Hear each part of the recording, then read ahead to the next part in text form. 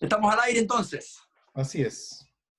Bueno, y estamos En la hora. mediodía en Chile, 13 horas en Argentina y algunas horas por ahí cercanas a esa en el resto de los países hermanos que están alrededor. Bueno, buenas tardes. Estamos aquí de vuelta en este segundo capítulo de Abiertamente, queriendo justamente honrar el nombre que le hemos puesto al programa, y es que podamos hablar sin tapujos, con ojalá los menos lugares comunes, estereotipos y caricaturas acerca de las cosas que tienen que ver con la salud mental.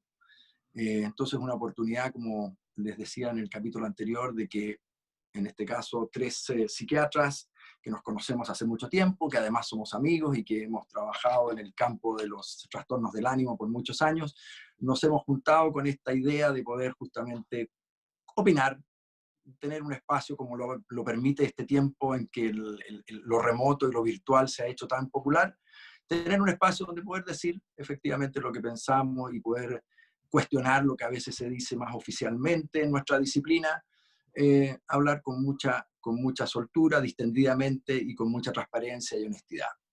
Entonces, de nuevo, bienvenido Danilo Quirós, psiquiatra, director de NEPSIS, la Fundación Neuropsiquiátrica de Santiago. El doctor Sergio Strejilevich, psiquiatra, director de área, asistencia e investigación en trastornos del ánimo desde Buenos Aires, nuestro panel permanente.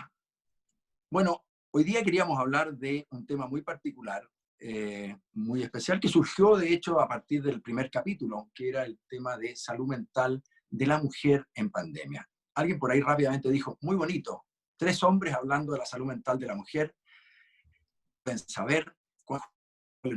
Y por supuesto lo pensamos y rápidamente pensamos que necesitábamos invitar a alguien, y tenemos una invitada especial hoy día. Bienvenida la psicóloga Mariana Urtueta, quien es psicóloga y psicoterapeuta y es la coordinadora de psicoterapia de área, asistencia e investigación en trastornos del ánimo también en Buenos Aires, colaboradora estrecha de Sergio Strejilevich también. Bienvenida Mariana. Gracias, muchas gracias por la invitación. Encantada de participar. Bueno, y vamos a ver entonces cómo te las ves con estos 3 panelistas hombres en esta oportunidad. Bueno, partiendo ya con lo que nos convoca hoy día, seguimos nosotros pensando todavía o preguntándonos si es razonable que hablemos de la crisis de salud mental. Ayer leía por ahí un artículo de la directora de salud mental de la OMS, que es una argentina, una psicóloga argentina muy connotada, y como decía que debíamos prepararnos, ¿no es cierto?, en el mundo entero para lo que viene en salud mental producto de la pandemia.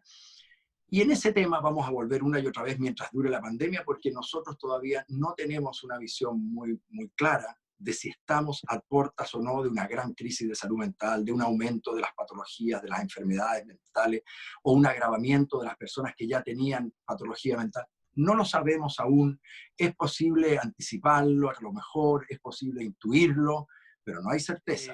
La presentación más importante hoy día, porque el resto somos los habituales del programa, es Mariana Urtueta, psicóloga, psicoterapeuta, coordinadora de psicoterapia de área, asistencia e investigación en trastornos del ánimo en Buenos Aires. Bienvenida Mariana de nuevo, que nos va a colaborar en nuestro intento de hablar abiertamente, sin estereotipos, del tema de la salud mental de la mujer, que podría o no, porque eso es lo que vamos a discutir, podría o no estarse viendo apremiada adicionalmente, apremiada o exigida adicionalmente, y por lo mismo puesta más en riesgo de lo que es la vida común de la mujer en la sociedad actual, moderna nuestra.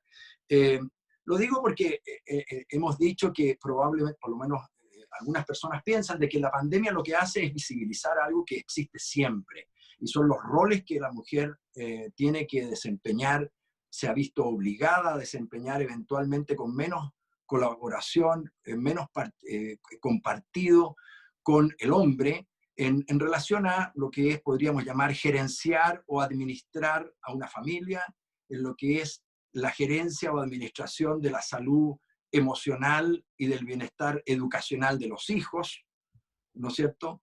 Y si a eso podríamos entonces agregar aquí cosas como que hay un porcentaje muy importante de las mujeres hoy en día trabajan, además de lo que hacen por su casa y por su familia, en un empleo formal, ¿no es cierto? Y todo lo que eso pueda conllevar al fragor de la pandemia, al fragor de ahora, ¿perdón? Nada. Al fragor de que hoy día, como estamos todos juntos dentro de la casa en aislamiento, es probable que estemos viendo lo que a veces está invisibilizado. Eso es un aspecto, la visibilización, y el otro aspecto es el agravamiento, el mayor apremio que la pandemia impone sobre la vida de la mujer. Yo creo que hay cosas que son muy obvias y las vamos a discutir, pero tratemos esta vez, lo decía Danilo antes de partir, tratemos a lo mejor, Mariana también, esto va para ti, tratemos de no solamente poner la denuncia que hoy día el movimiento por la mejoría de las condiciones de la mujer, por la liberación de la mujer, el movimiento feminista, está muy en la palestra, en la denuncia, y eso es muy importante, quizás lo primero, pero pocas veces uno logra visualizar ayudas concretas, pocas veces uno logra ver propuestas que pudieran de verdad cambiar el grado de dificultad con que las mujeres llevan adelante su tarea hoy en día. Para partir diciendo algo muy obvio, ¿por qué podría estar francamente en apremio o afligida adicionalmente la vida de la mujer? Si pensamos que es la mujer fundamentalmente, lamentablemente en soledad, la administradora de la vida o del bienestar emocional y educacional de los hijos, bueno, la pandemia implica, para partir con algo, que tenemos niños que están sin colegio, sin un lugar que los tomaba y los guardaba y los cuidaba durante parte importante del día, sin juntas entre ellos, sin actividad deportiva, y además viviendo muchos niños la aflicción de ver padres que están o enfermos o van a enfermar o pueden enfermar o miedo a que enfermen, padres que están angustiados y afligidos porque han perdido su trabajo o van a perder su trabajo o creen que van a perder su trabajo, padres que están angustiados, que están desesperanzados. Todo eso es hoy día lo que son nuestros niños, que hoy día los tenemos en la casa a tiempo completo. Eso sin considerar que muchos de nuestros niños tienen patología en un porcentaje no menor y que hoy día solamente esto puede llevarlos a una mayor exacerbación de síntomas o eventualmente, y eso es parte de la discusión de si acaso la pandemia aumenta o no la enfermedad mental, pero los niños son vulnerables, son frágiles y algunos que tienen patología sometidos a estas condiciones que estamos describiendo, sin duda, están doblemente exigidos. Eso para abrir. Hay muchos temas que debiéramos tocar hoy día respecto a de cómo la mujer está puesta en apremio adicional al habitual producto de la pandemia. Ofrezco la palabra, colegas, Mariana, quien quiera tomarla. Bien, yo tomaría, me parece que, digamos, totalmente, digamos, lo que decís es justamente lo que yo estuve pensando en relación al tema de la mujer y la pandemia, porque la primera pregunta que yo me hacía es, ¿por qué la mujer es un tema en la pandemia, digamos, ¿no? Y bueno, y claramente queda esto de lo que vos tomabas como, de alguna forma, como poblaciones vulnerables, ¿no? Las mujeres suelen ser una población vulnerable y como todo lo que está vulnerable en una situación de crisis se ve más vulnerable, ¿no? Efectivamente poner la lupa sobre las mujeres es una buena idea, ¿no?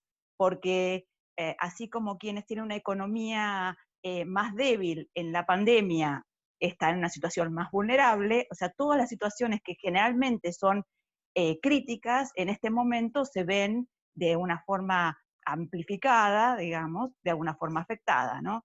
Y claramente lo que vos describías es muy así, o sea, las mujeres solemos, y vamos a generalizar, obviamente, no todas las mujeres, pero en general las mujeres solemos tener a cargo trabajos formales, empleos, es decir, trabajos en los cuales nos pagan, y una gran carga de trabajo informal, que es aquella por la cual no nos pagan en dinero, ¿no?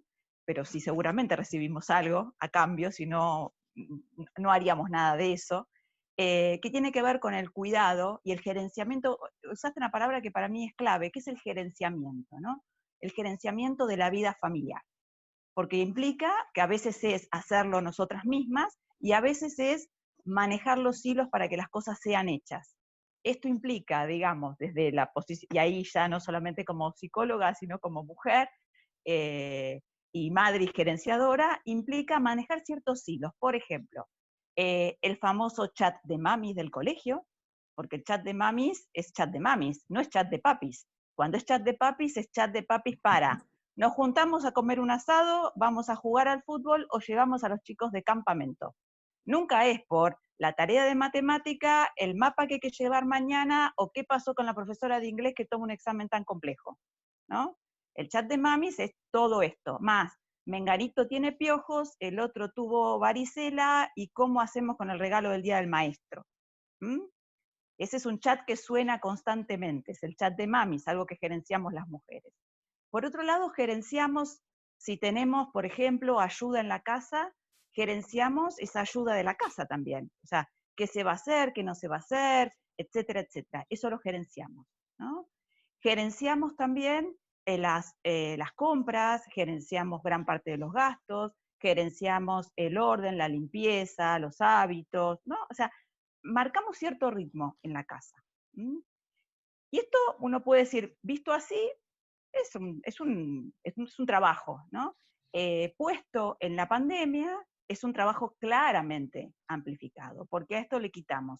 No tenemos chat de mamis que nos ayuden con nada, casi no contamos con los maestros que nos asistan, porque esa parte de la educación formal está, digamos, reducida a lo virtual y en gran parte queda a soporte, digamos, de padres y madres, la asistencia, tanto para que los chicos puedan tener cierta cursada virtual, si es que la tienen, los que puedan tenerla, y además en la enseñanza y el seguimiento de las tareas.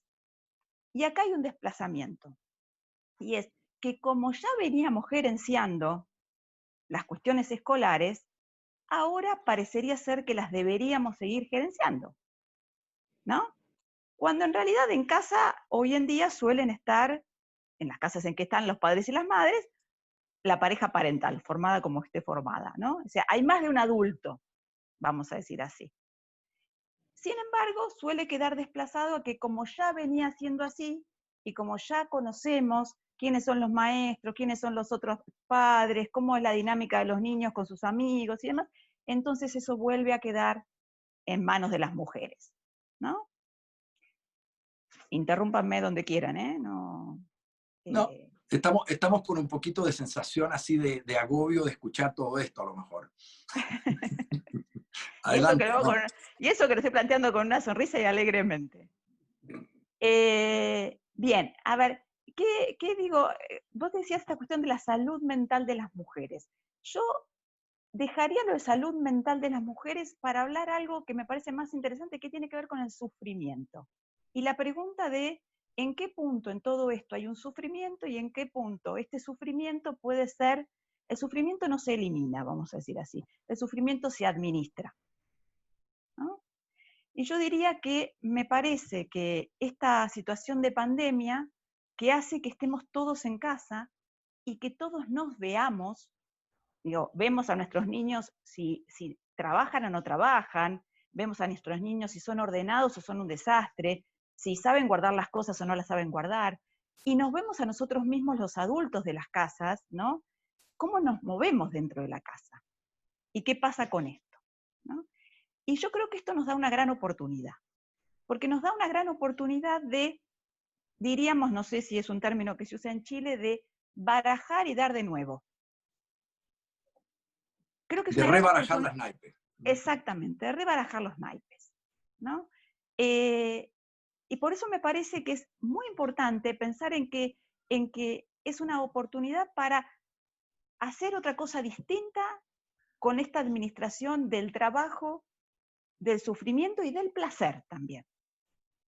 Y del placer también. Porque creo que hay algo, y voy a poner otra campana, no sé si las feministas van a estar muy a gusto con esto, que hay algo del placer del cuidado que también está. hay un placer en el cuidado, ¿no? No en el sacrificio del cuidado, digo, en el cuidado como esto de dar, de contener, de ser ese referente para el otro, ¿no? De ser la que contesta Interesante. siempre, ¿dónde está? Y uno dice, yo lo sé, ¿no? Si yo no estuviera, no encontrarían ni sus propios zapatos, ¿no? Eso lo he Y escuchado. digo, ¿no? Sí.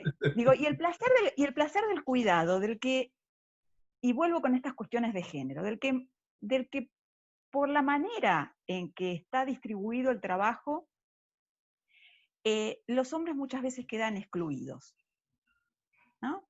Es decir, quedan excluidos seguramente de parte de este trabajo, ¿no? De esta parte agobiante, pero también quedan excluidos de mucha parte del placer del cuidado, del poder sentarse con una tarea con los niños, del poder conocer a los amigos, del poder estar al tanto de cómo es la cara de la maestra, del poder saber del sufrimiento, de cuando regresan del colegio angustiados, de cuando uno los conforta con algo, ¿no?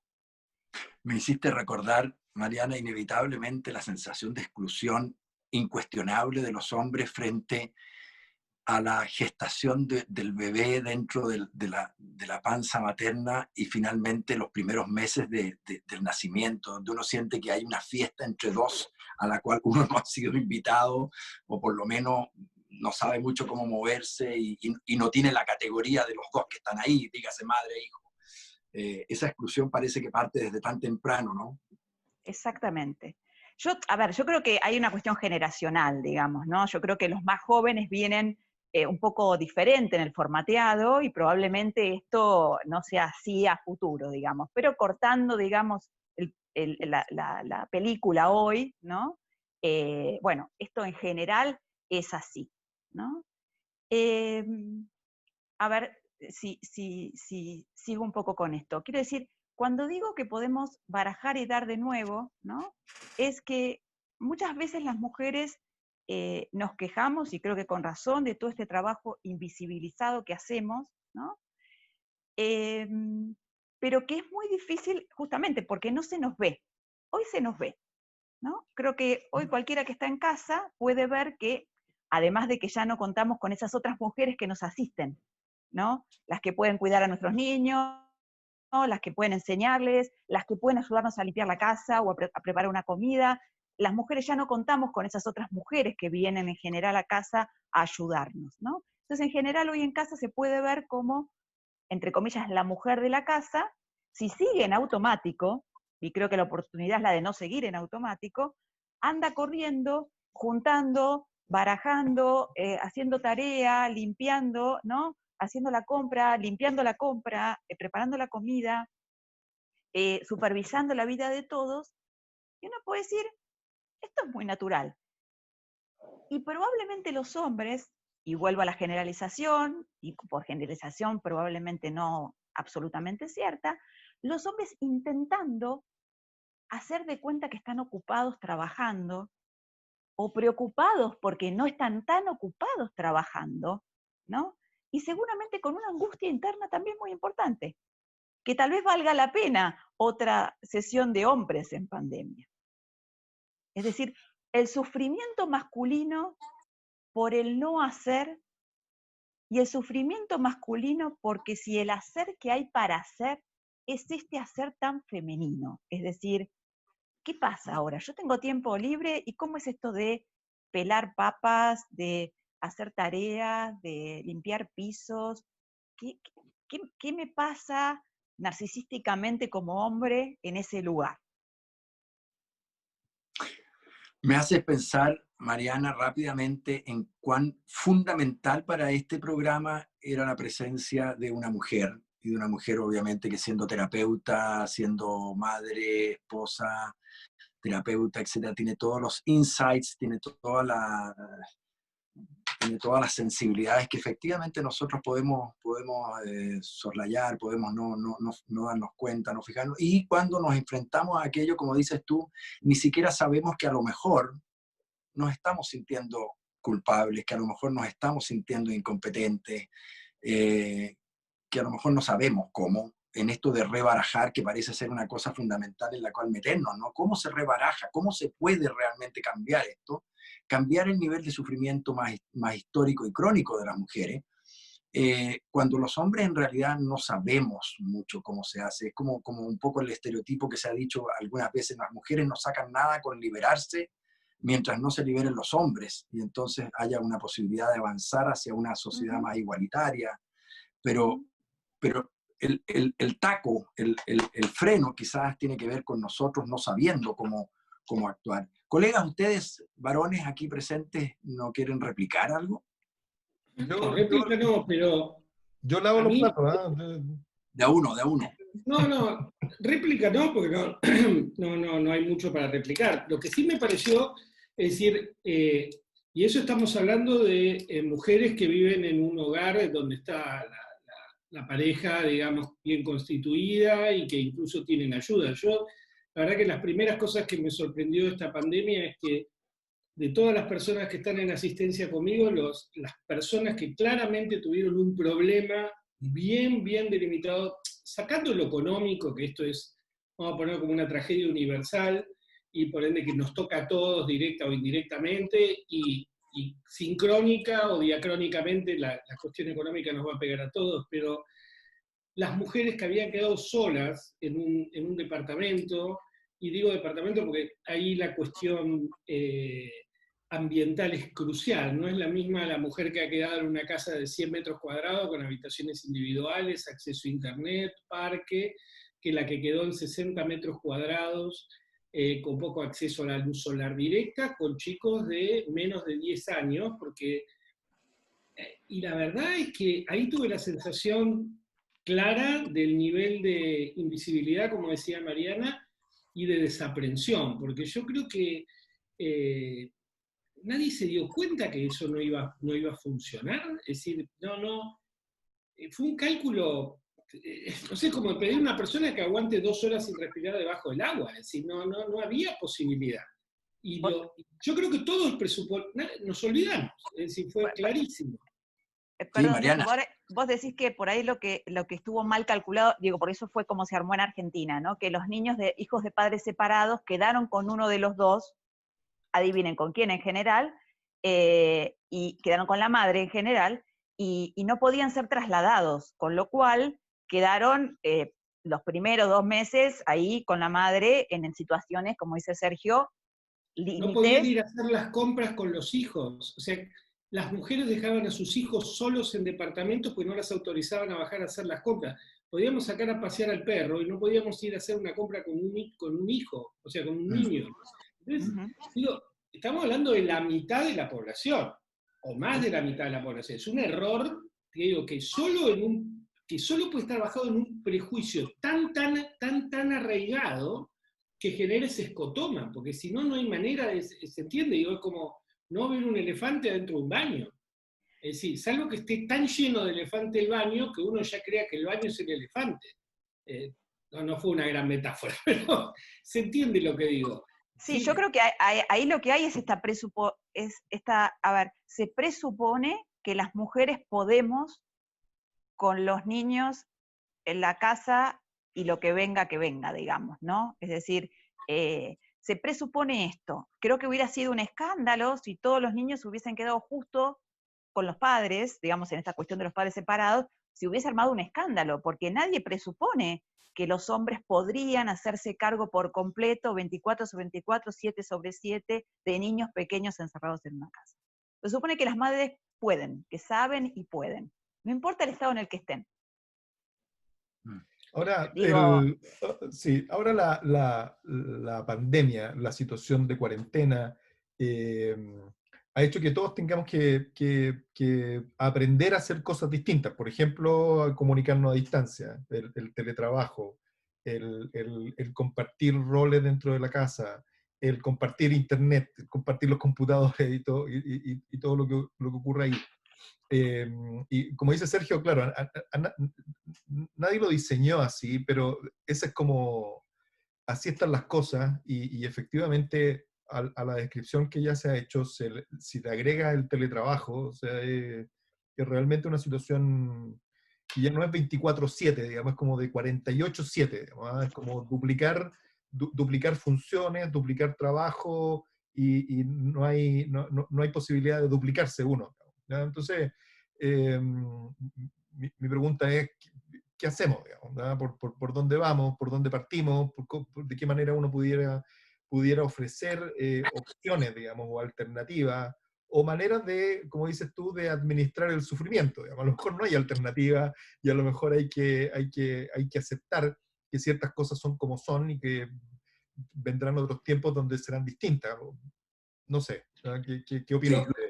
lo que pasa que, perdona, Sergio, lo que pasa es que uno puede entrar a picar, ¿no? Y entrar más finito a tratar de arreglar algo, pero hay situaciones que sabemos que también ocurren que son mucho más gruesas, ¿no? Y es esto de que hay memes que de repente están trayendo este tema a colación, de que el hecho de que el padre ahora va a estar en la casa debiera reducir el 50% de la carga de la mujer. Y muchas mujeres dicen, no, creció un 150% porque del padre hay que ocuparse también. Eso tiene que ver probablemente con familias extremadamente poco modernas en cuanto a la comprensión de la distribución de roles, digamos. Pero sigue siendo una realidad de nuestras sociedades, importantemente, digamos. En el pudor que provocan algunas de tus palabras, Mariana, estaba pensando que en la casa a lo mejor con el tiempo libre tenemos que hacer como que seguimos ocupados, porque si no tenemos que ir a pelar papas. Y algo de eso no pasará cuando estamos trabajando en nuestros lugares de trabajo también. No digo que siempre, el que es pirquinero y está pegándole a la piedra todo el tiempo está, pero muchísimos hombres descansamos en nuestros trabajos, digamos, porque somos los proveedores principales a lo mejor, para no hacernos cargo de casi nada, ¿no? De lo que toca en la gerencia del hogar. Yo creo que hay algo ahí digamos, de estos roles estipulados, que seguramente no será para todo el mundo igual, en el mismo grado, pero creo que sí hay algo, y es que cuando los hombres salen de la casa, cierran la puerta y salen de la casa, y cuando vuelven a entrar a la casa. En el medio, lo que acontece en la casa, en general, no es un tema de los hombres. Ahora, mientras tanto, en la casa o alrededor de la casa hay un montón de platillos, hay que mantenerlos en movimiento, haciendo equilibrio y que no se caigan.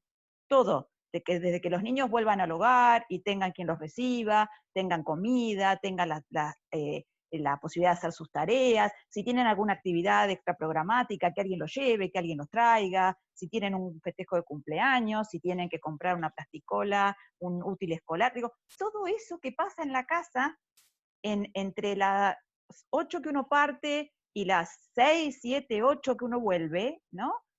Muchas veces para los hombres es una caja negra. Y lo que digo yo, hoy no es una caja negra, hoy es una caja transparente. Está bien. Ahora, déjame ser un poco de abogado, iba a ser del diablo, pero vamos a decir del hombre. Así abogado de vos mismo. Claro, pero no voy a decir nada nuevo ni nada demasiado, como se dice, disruptivo, pero a mí me parece que estas cosas no solo vienen por el género, vienen por una cosa que es supraestructural. Por ejemplo, un fenómeno que hemos visto en pandemia, increíble de nuevo, fue un montón de establecimientos educativos, mayoritariamente compuestos por personal de género femenino, dirigidos habitualmente por mujeres, decidieron trasladar toda la tarea de entretenimiento, cuidado y acogimiento en función, digo, de cuidar de lo que normalmente tenía una escuela a los padres, y encima recargarlos de contenido educativo. ¿A qué me refiero? En vez de inventar tareas que pudieran contener a los chicos y descargar a los padres, en el sentido de que pudieran ver todos juntos una película o un documental, hacer juegos en línea, muchísimos establecimientos entendieron que lo único que tenían que hacer era seguir dando contenido, y encima recargaron a los padres en función ya no solo de cuidar a los chicos en el horario que normalmente estaban cuidados por el colegio, sino también propiciar de ser auxiliares docentes. Entonces, eso es otro error de cálculo. Es decir, el colegio, ¿me puede decir cómo un colegio no entendió que uno manda a los chicos al colegio para que aprendan, pero también para que pasen parte del día y uno acomode sus horarios laborales a eso? Y muchísimos colegios no lo entendieron. Yo Y ahí podría hay decir otra, mujeres. yo podría decir otra cosa sobre eso, ¿no? Y ahora tomamos otra parte del trabajo de las mujeres, que es el trabajo, el empleo, en el sentido empleo, aquel remunerado, ¿no? Que es que muchas de Formal. esas, claro, formal, que muchas de esas docentes, de ese cuerpo docente son mujeres que probablemente se encuentran en su casa intentando dar clase a los niños que son sus alumnos, a adolescentes que son sus alumnos, mientras tienen a sus propios niños y adolescentes en la casa. O sea, que están trabajando como docentes, pero a la vez están teniendo que trabajar con cuando decías, Danilo, esto de 48 horas, creo que decir, hay superposición, todo el tiempo superposición de roles. Al mismo tiempo soy una trabajadora que cumple con su empleo teletrabajo, y al mismo tiempo estoy supervisando a los niños y al mismo tiempo estoy viendo cómo hago con la compra, digamos. Es decir, hay una superposición de los roles en un mismo lugar, en un mismo momento. No hay una compartimentalización. No es que cuando yo me voy de casa soy, no importa, la docente, la psicóloga, y cuando vuelvo a mi casa soy la madre, la administradora, la gerenciadora del hogar. Ahora soy todo eso en el mismo momento, en el mismo lugar. Es muy complejo. Sí, Ani- quizás sea útil, tomando lo que decía, lo que dices tú, lo que dice Sergio, tratar de enumerar o de tener claro cuáles son las funciones del colegio, porque las funciones son académicas, obviamente, los niños van ahí a aprender, pero no van solamente a aprender, sino que también el colegio otorga estructura en horarios, a la hora que se levantan, a la hora que llegan al colegio, a la hora que tienen recreo, a la hora que comen, a la hora que vuelven, ¿ya? También otorga interacción social, ¿ya? Con sus compañeros, ¿ya? Entretención. Eh, por lo tanto, en las labores de casa, probablemente también es importante tener presente que de alguna manera se tienen que reproducir más o menos las mismas funciones. O sea, las clases debieran ir a ciertas horas y probablemente no debieran tener la misma extensión que lo que tenían en el horario regular, sino que debieran ser más comprimidas o en otras horas, ¿ya? Pero tiene que haber un horario, ¿ya? Y tiene que haber espacio para poder descansar, para poder comer entre reuniones, tiene que haber espacio para jugar y tiene que haber espacio para moverse también, ¿no? Porque, bueno, una de las cosas que yo creo que es bien dramática en estas circunstancias es que uno se mueve muy poco, ¿ya? Y los niños necesitan particularmente moverse, ¿ya? Ahora, los niños habitualmente se mueven, yo creo que es particularmente más dramático para la gente mayor que efectivamente se restringe de manera muy importante la movilidad, ¿no? Pero tener presente en ese sentido cuáles son todas las cosas que están implícitas, ¿ya? Que tienen que ver con, de nuevo, la regularidad de los horarios, tiene que ver con el horario de las comidas, tiene que ver con la sociabilidad, tiene que ver con la actividad, y eso debiera tener una cierta reproducción en la casa para tener espacios en los cuales eso ocurra. ¿Mm? Dan como ganas de decir, oye, es momento de que en todos los hogares se haga una reunión de directorio ahora ya, ¿no? Y se hable de Totalmente. esto, pero se hable esto con capacidades decisionales, digamos, ¿no? Totalmente. Se hable de esto para definir que esto se va a tener que hacer así porque de otra forma estamos fundiendo a nuestras mujeres, digamos. Las mujeres se están sobrecargando a un punto en que efectivamente su salud mental sí puede fragilizarse, pero da la impresión de que falta una forma, un formato de poder decir, hay que intervenir. Y la intervención Exactamente. es como, hey, reúnanse cada familia en su casa a ver cómo se puede hacer esto, porque la forma como se ha hecho en forma espontánea no es justa, sin duda, pero tampoco funciona. Pero, Funciona, pero a costa de una fatiga de materiales que sí empezamos a ver. Ojo, yo creo que si uno ha empezado a ver en los propios pacientes que uno tiene, las personas que sí se atienden, son las mujeres con hijos chicos en la casa. Esas mujeres están empezando a sufrir más y más, y no sabemos con cuánto demore esto, cuánto más puede fragilizarlas ese sufrimiento, ¿no? exactamente. Yo creo que, a ver, yo justamente cuando estaba pensando sobre esta conversación que íbamos a tener, ¿no? Pensaba justamente esto y decía, a ver, las mujeres tenemos esta descripción de situación que acabamos de hacer, que más o menos todos acordamos, y vuelvo con esta cuestión, pero también tenemos una oportunidad. Y tenemos una oportunidad de, justamente en la línea de lo que decís vos, José, tenemos una oportunidad de armar, es como una empresa, armar otro tipo de gerenciamiento. Los tenemos a todos ahí, estamos todos ahí, y yo creo realmente que tenemos una responsabilidad las mujeres en este momento, diferente. Es decir, tenemos la responsabilidad de decir, bueno, listo, acá hay que redistribuir. Tú para allá. Exactamente, en vez de seguir replicando lo que ya veníamos haciendo, ¿no? Es decir, como lo veníamos haciendo, lo seguimos haciendo. Es decir, bueno, antes iban al colegio, ahora me ocupo yo en casa. Antes hacíamos así, ahora lo hago yo así. Es decir, en vez de hacer de cuenta que estamos en lo mismo y seguir, creo que es justamente la oportunidad para reunirnos y decir, bueno, a ver, ¿cómo hacemos para repartir esto? Pero no solamente, y vuelvo, no solamente porque, che, no es justo. No solamente porque, che, no es justo, sino porque está bueno que cada uno sea responsable de su parte doméstica de la vida. Y cuando digo cada uno, digo, el niño de 9 años podrá poner la mesa, sacar la mesa, lavar los platos, acomodar su cuarto, tal vez no puede hacer la comida, pero el de 15 tal vez puede empezar a cocinar, ¿no? Y el de 15 puede poner el lavarropas, colgar la ropa, pero esto no es un castigo, ¿eh? Esto no es un castigo, esto es volver a hacernos cargo de que los cuidados domésticos son una parte esencial de cada uno de nosotros. Que delegarlos todo el tiempo no está bueno. No nos hace mejores, nos hace más vagos. Bueno, Sergio. no, nada, total, 100% de acuerdo, 100% de acuerdo, pero no tengo nada que decir.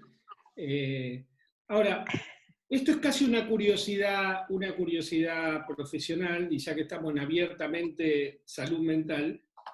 Mariana, ¿cómo percibís vos y ahora como profesional mujer, digamos, que todos estos aspectos son considerados, vamos obviamente generalizando y con nada, uno pide perdón de generalizar, pero en algunas cosas hay que hacerlo para avanzar. Es decir, ¿cómo esto es evaluado cotidianamente en el entorno de una consulta psiquiátrica? ¿A qué me refiero? Por ejemplo, yo he hecho y hago investigación, entonces usamos escalas de funcionamiento que están seteadas de una manera bastante particular, es decir, yo tengo que recoger algunos datos para ver si el funcionamiento de una persona está siendo acorde a sus capacidades o no acorde a sus capacidades.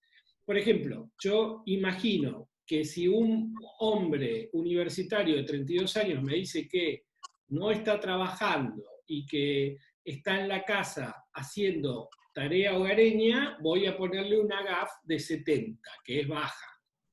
Digo, vos pensás que, en cambio, no sé si soy igual de justo cuando escucho esto de una mujer, no sé si se entiende lo que digo. Es decir, sí, tu sesgo de género, sí.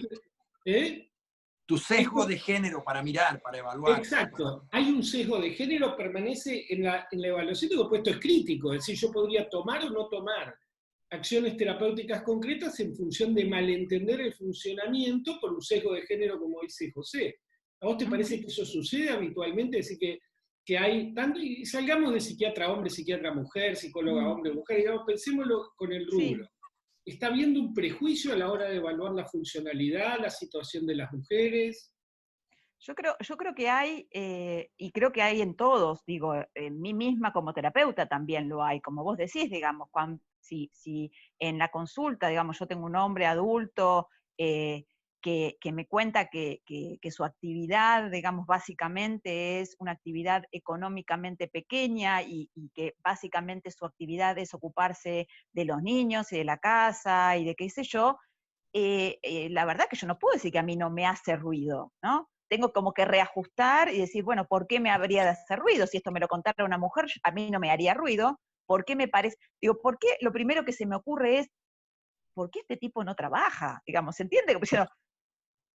Pero sin embargo, cuando me lo dice una mujer, pienso, claro, los niños, la casa, puede hacer un trabajo parcial, puede tener un trabajo o freelance, ¿no? O sea, yo creo que sí, que efectivamente lo hay. Y creo que hay que ser honestos, digo, una buena parte, entre comillas, del machismo lo sostenemos las mujeres también. O sea, porque esto lo tenemos incluido todos. O sea, hombres y mujeres, niños y niñas, digamos, y niñes, digamos, todos tenemos incluido esto.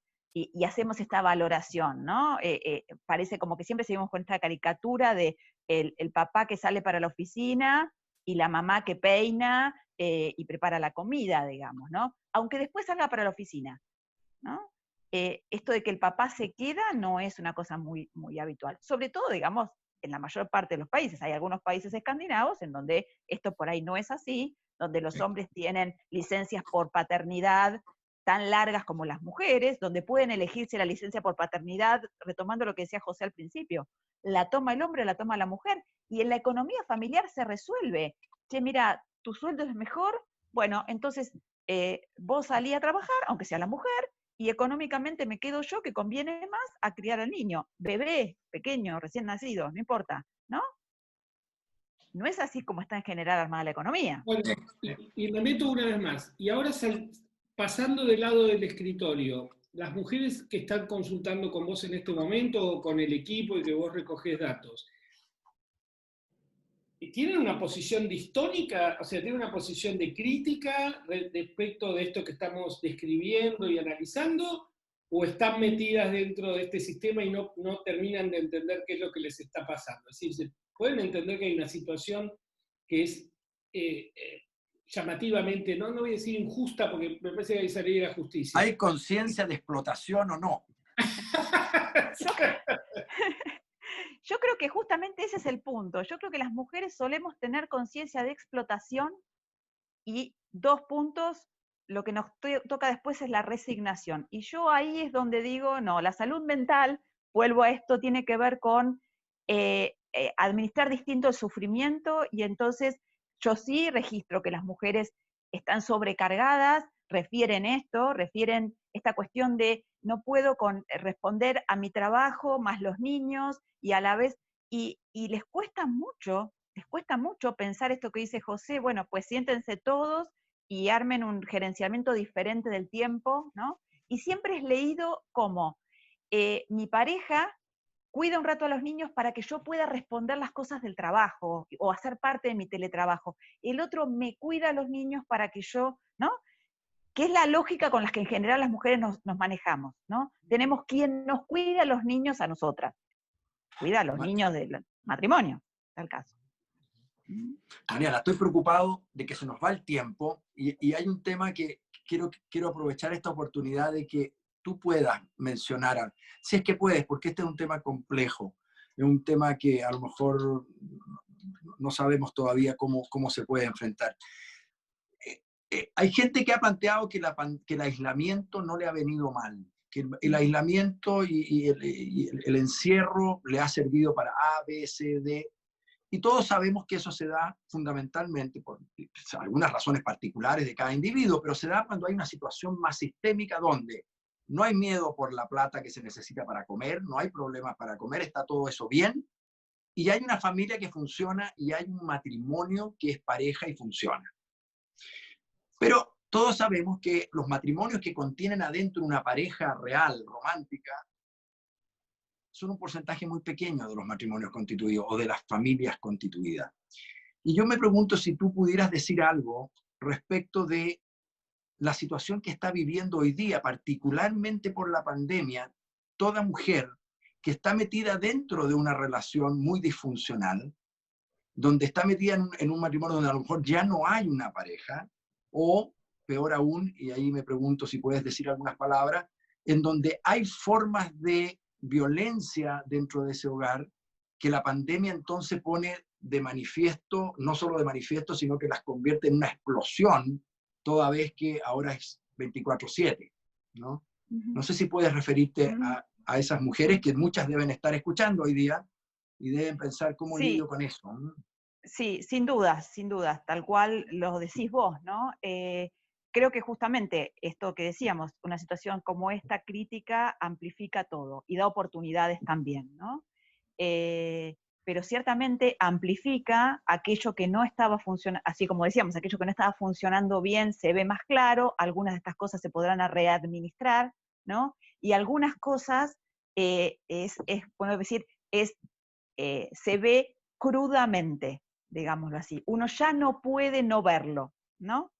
En la intensidad de esta cuestión de la convivencia al 100%, muchas veces se empieza a ver crudamente aquello que en el ir y venir de lo cotidiano estaba un poco velado, ¿no? Y uno creo que, yo diría dos cosas ahí. Primero, que no es lo mismo esto del aislamiento un tiempo corto que cuando el aislamiento se está haciendo tan prolongado, y ya creo que a los que les había servido al principio, ya ahora igual tampoco les estaría sirviendo, ¿no? Eso se está viendo. Pero bueno, más allá de eso, me parece que yo lo que diría es que aquellos que en este contexto ven aquello que no funciona y desde lo que decíamos recién, y parece difícil de gerenciar de otra manera, ¿no? Aquello con lo que, porque para gerenciar uno tiene que tener alguien con quien hablar y poder poner esto en palabras y que haya posibilidad de diálogo, ¿no? Aquellos que ven que esto no tiene posibilidad de diálogos, donde no hay no hay voluntad de cambio para la mejoría, ¿no? Uno probablemente vea crudamente algunas de estas cosas y tenga que pensar en, bueno, lo estoy viendo, estoy advertido, voy a intentar administrar el sufrimiento por el momento, buscar ayuda si la necesito y la puedo tener, ¿no? No pensar que uno está aislado porque esté dentro de la casa, es decir, intentar buscar ese apoyo. Muchas veces las mujeres tenemos apoyo de otros afuera y en estos momentos no los tenemos. Muchas mujeres que tienen estas situaciones tan límites de violencia dentro de la casa están en este momento con más dificultades de encontrarse con sus pares que muchas veces les funcionan de sostén. Es decir, seguir buscando esto, ¿no? Y saber que es necesario en algún momento hacer ese cambio para que estas situaciones se terminen, ¿no? Se corten, se subsanen. La pandemia como un catalizador que permitiría liberarse de situaciones que sencillamente no tienen destino, ¿no? Exactamente. Digo, y uno puede pensar esto como las situaciones límites en donde uno dice, no, este vínculo es un vínculo que no tiene remedio, vamos a decirlo así, porque no tiene remedio desde las cuestiones más fuertes, digamos. De hecho, se sabe, digamos, que la violencia de género aumenta en las situaciones. Ha aumentado, de hecho. Claro, plantea que hay un 20%, aumenta un 20% la violencia de género en las situaciones de encierro. Entonces uno sabe que esto ha aumentado. Por eso bueno, por lo menos en la Argentina hay, y se han planteado programas para que las mujeres puedan tener chances de pedir, digamos, ayuda y auxilio hacia el afuera, porque ya no hay un auxilio en el adentro, en esos casos, ¿no? ¿No? Yo recién estaba leyendo los comentarios que hay en Facebook. Bueno, primero que son todos de mujeres, vale la pena decirlo, de todos los tonos, Wow.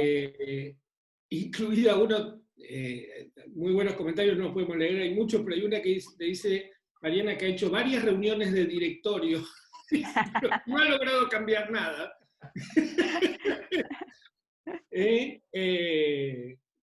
No, hay varias mujeres preguntándose cuál podría ser la responsabilidad de ellas, es decir, hasta qué punto forman parte, digamos, del sistema. Del sistema y cómo se podría salir de eso, ¿no? Yo creo que ese es el punto. Primero preguntarse cómo uno forma parte del sistema, ¿no? Ningún sistema cambia si uno sigue haciendo lo mismo. Y creo yo creo que eso es bien importante, digamos, porque esta es una situación distinta. Entonces, si uno sigue haciendo lo mismo, probablemente no se va a ajustar a los requerimientos, digamos. Entonces, así como es importante tener presente que el colegio, en este caso hablando de los niños, cumple ciertos roles más allá del educativo y que es importante reproducirlo en la casa, probablemente también los roles parentales, mamá, papá o quien sean los cuidadores, probablemente también van a tener que ponerse en distintos roles, digamos, y en ese sentido, no necesariamente en el mismo rol, y de nuevo ocupando un estereotipo, en el rol de mamá, de ya, tú haces esto, tú haces esto otro, y las cosas van acá o las cosas van allá, porque van a chocar con el adolescente o con el niño que estaba en el colegio, digamos, y como ocurre, digamos, que los niños pueden tener ciertos comportamientos en casa, ciertos comportamientos en el colegio, y uno se da cuenta de que el niño se comporta de maneras peculiares, digamos, estando en casa, y de pronto hay que ser más flexible, ¿verdad?, para adoptar otro tipo de conducta, otro tipo de trato, y con eso me refiero, no, habitualmente el sesgo no es a endurecer el trato, sino que más bien hacia ir hacia abajo. O sea, estamos enfrentando una situación de pandemia que nos tiene a todos asustados, de que efectivamente hay temor al contagio, de que cambie la rutina, que nos exige más, que hay que tener cuidado de lavarse las manos, etcétera, etcétera. Creo que hay que ser un poco indulgente también con nosotros mismos, de bajar los requerimientos, bajar las expectativas, y que efectivamente no va a ser el colegio igual que en normalidad, porque no puede serlo. No Pero puede vos fíjate, ser. en este caso... A lo mejor tiene que ir hacia allá. A lo mejor si el próximo año se mantienen las mismas cosas, tendrá que haber un upgrade y efectivamente que el colegio tenga que mejorar en ese sentido. Pero este año estamos aprendiendo, digamos. Así que en este año estamos en marcha blanca, estamos en rodaje, y hay que bajar la exigencia, hay que bajar la expectativa.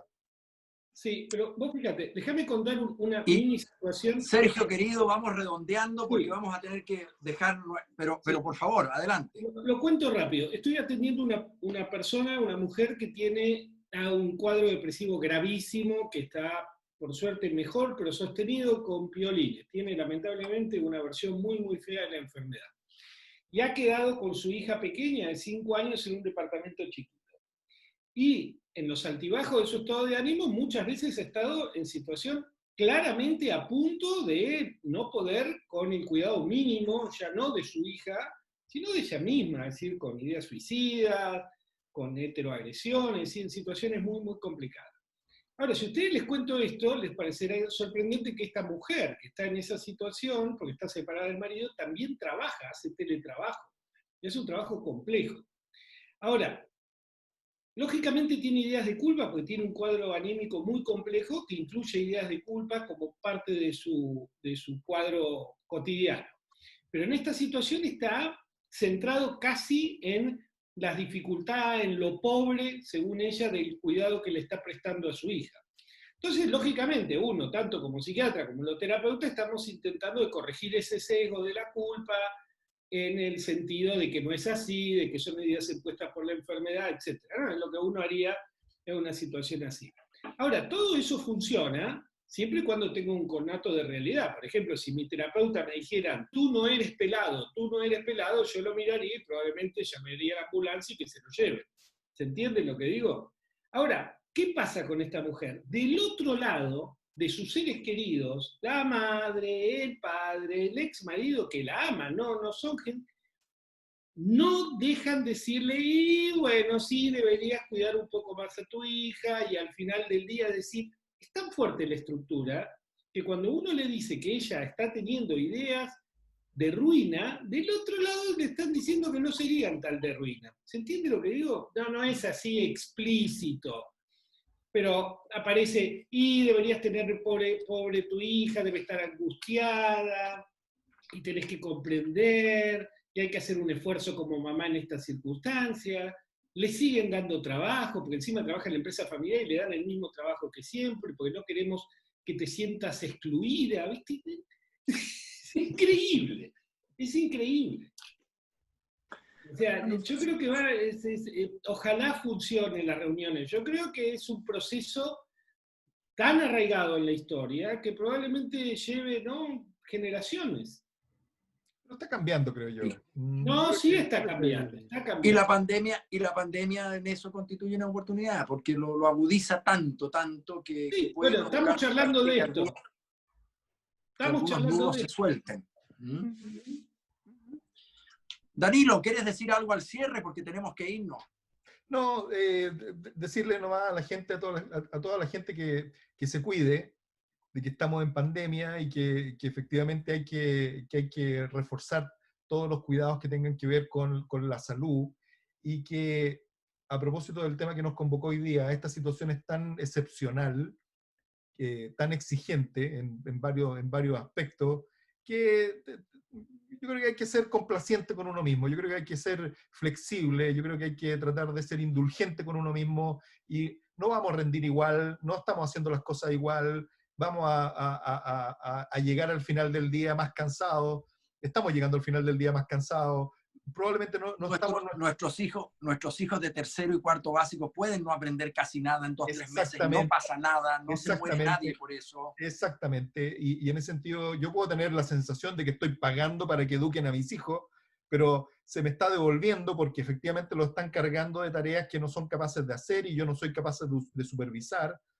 Creo que hay que bajar las expectativas y en ese sentido hay que recordar de que estamos en una situación excepcional y en ese sentido hay benevolencia con nosotros mismos. Exacto. Sí, compasión. Diríamos amorosidad. No, y de la cual vamos a salir. Esta es otra cosa. Es decir,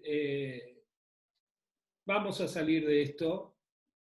No sabemos cómo, ni siendo quiénes. No, yo creo que en algunos aspectos vamos a salir con mejoras, vamos a salir con aprendizajes, la sociedad y los seres humanos nos adaptamos y yo creo que esta adaptación, cuando podamos volver a una situación más normal, va a incluir algunos desarrollos nuevos que ocurrieron en pandemia, algunas conciencias nuevas que se tomaron en pandemia, algunas habilidades o talentos que desarrollamos que a lo mejor nunca tuvimos la oportunidad o nunca nos vimos exigidos y ahora sí, y por lo tanto ya están desarrollados, ya es posible que la distribución fuera distinta y entonces después de terminada la pandemia, ¿por qué habríamos de volver atrás? ¿Por qué habríamos de retroceder y ponernos más primitivos en nuestra estructura actual? Mariana Urtueta, muchísimas gracias por estar con nosotros hoy día. ¿Quieres decir a lo mejor alguna palabra de cierre? Ha sido realmente un gusto tenerte. Un placer para mí charlar con ustedes. Creo que nada, que un poco lo que dice Danilo, hay que cuidarse y hay que pensar esto, vuelvo con la cuestión de todo esto pensado en el sostén, ¿no? Flexible y amoroso de los unos con los otros, ¿no? Es esto. Y aun cuando uno reparte responsabilidades, también es desde el amor, porque uno sabe que ser cada uno un poco más responsable nos hace a todos, digamos, mejores para con uno mismo y para con los demás. Entonces creo que es desde ahí, digamos. Muy bien. Gracias a todos los que nos han seguido hoy día. No podemos adelantar todavía el tema del próximo miércoles, pero vamos a anticiparlo a través de nuestras páginas para un nuevo encuentro de Abiertamente Hablemos y Conversemos de Salud Mental. Sergio, un gusto de verte. Danilo, gusto de verte. Gracias, Mariana, de nuevo. Gracias. Chao, Mariana. Chao, Estamos viendo. Placer. Adiós.